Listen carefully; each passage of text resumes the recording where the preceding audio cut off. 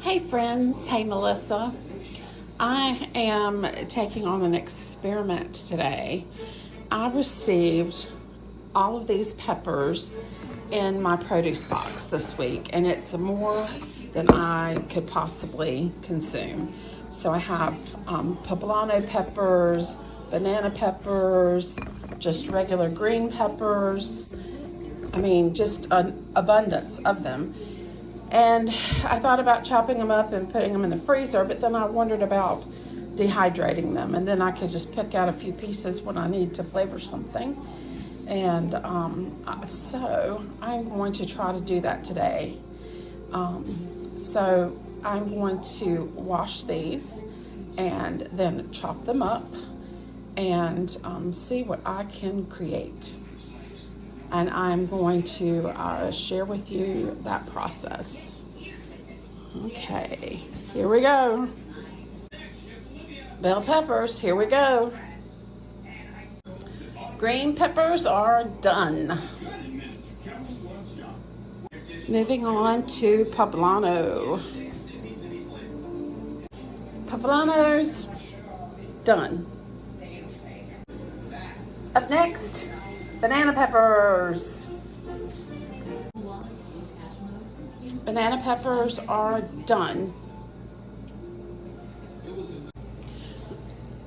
Okay, so when I wash these in a little bit of warm water with some salt to get any impurities off of the vegetables. And salt has a lot of purposes in canning and preserving, and so I washed them off in salt water. And I know a lot of folks will say that you need to, when you're dehydrating, you need them on a rack. They need to be elevated. They need to get air all around them. I believe that to be true, but I don't have any racks. I just have some baking sheets and parchment paper. So again, this is kind of an experiment. I don't have the equipment for food dehydration. I just have my oven. My oven will allow the lowest setting that it allows is 175 degrees. And so I'm going to put them in the oven. My plan is to let them sit in the oven all night. But it's now about 7 o'clock in the evening. I may check on them before I go to bed later on this evening to see how they're doing. And depending upon how they're doing, I may not let them go that long, but I expect this is going to take a while because as you can see with these bell peppers, that pan is kind of smaller. It's really loaded. I got them in a single layer as best as I could, and I think they're going to take a while. And plus the banana peppers, I didn't dice, I just cut them in rings. And then the poblano peppers, again, I spread them out in a single layer as best I could. So we'll see how this experiment goes. It'll be interesting to see. They're going in the oven now.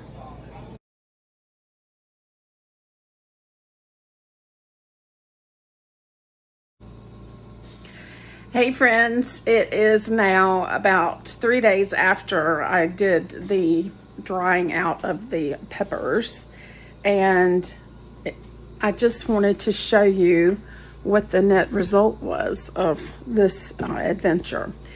And here is what it looks like.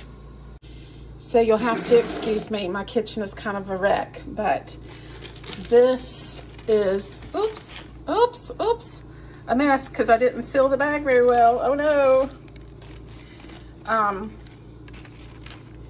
These 3 small snack bags is the net result of all of those peppers. I'm sorry, I'm probably not getting a good, these are snack size bags, so they're like, I don't know, like a half pint maybe. You can't even fit a sandwich. Here's a comparison to a loaf of bread and a slice of bread. They're not very big bags, but they did seem to dry out very well. And if you can hear it, you can hear they kind of clink on the counter when you drop them. And so these are the green peppers that escaped from the bag a little bit. These are just the regular green bell peppers.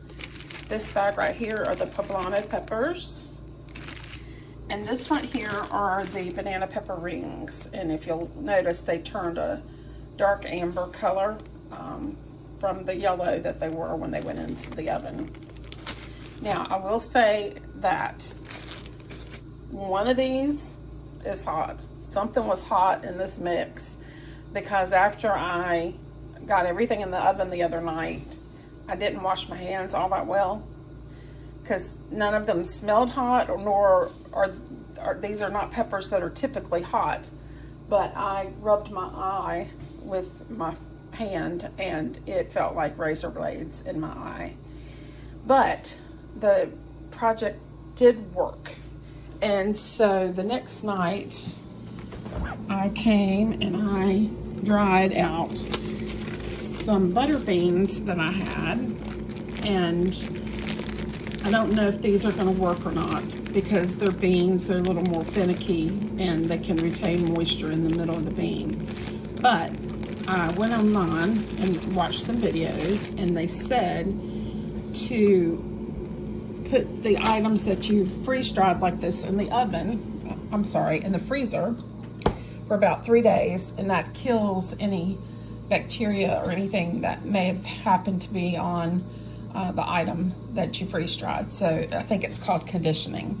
So did that with the peppers already, and I'm doing that with the beans now. And if I can turn this around, well, I can't, I don't know how to. But anyway, I've done it with the peppers, I'm doing it with the beans now. Next, I'm going to try zucchini, because I've got some zucchini that's about to go bad, and I'm not planning on eating it. It's not in my menu this week. So I'm going to chop that up. I'm going to try to dry that out as well, just to see how it does.